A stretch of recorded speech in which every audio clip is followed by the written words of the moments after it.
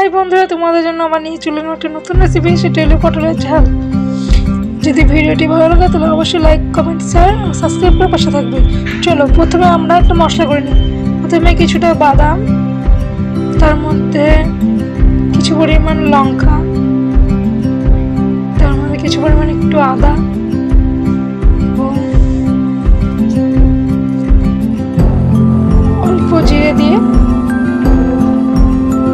তার মধ্যে একটা দারচিনির টুকরো পেস্ট বানাতে হবে।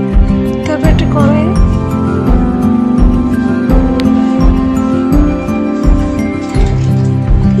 পরিমাণ মতো তেল দিয়ে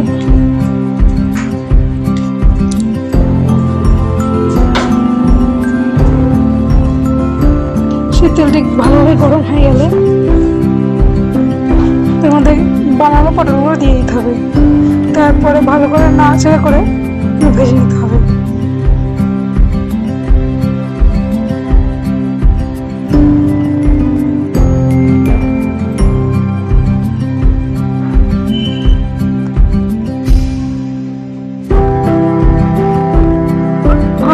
ভালো করে নাড়াচাড়া করে দিতে হবে যেন পুড়ে না যায়।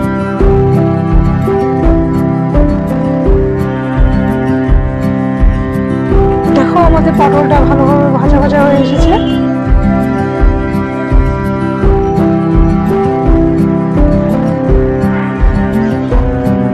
আর একটু ভালো করে লাল করে ভেজে নেব।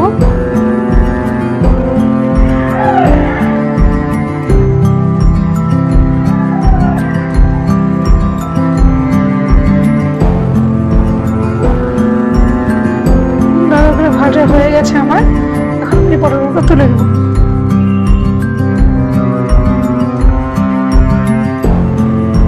আমার তেলের পরিমাণটা একটু বেশি ছিল, তেলটা তুলে রাখলাম।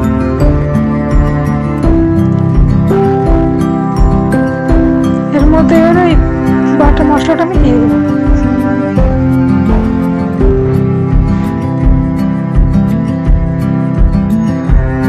এর সময় জল দেবো, একটু হলুদ গুঁড়ো, লঙ্কা গুঁড়ো এবং আমি টমেটো সস ব্যবহার করবো, কারণ আমার কাছে টমেটো ছিল না, তাই আমি টমেটো সসটাই ব্যবহার করেছি। ভালো করে নাড়াচাড়া করে সেটাকে আমি ভালো করে কষতে দেবো।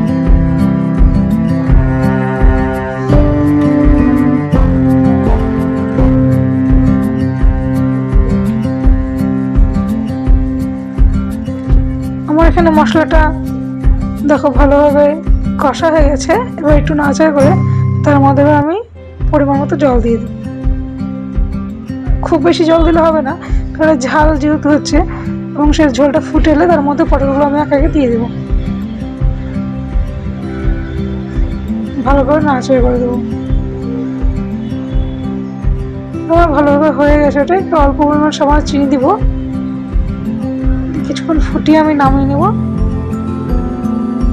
তৈরি হয়ে গেল আমাদের সুস্বাদু পটলের ঝাল। যদি ভিডিওটি ভালো লাগে অবশ্যই সাবস্ক্রাইব করে পাশে থাকবেন। নমস্কার।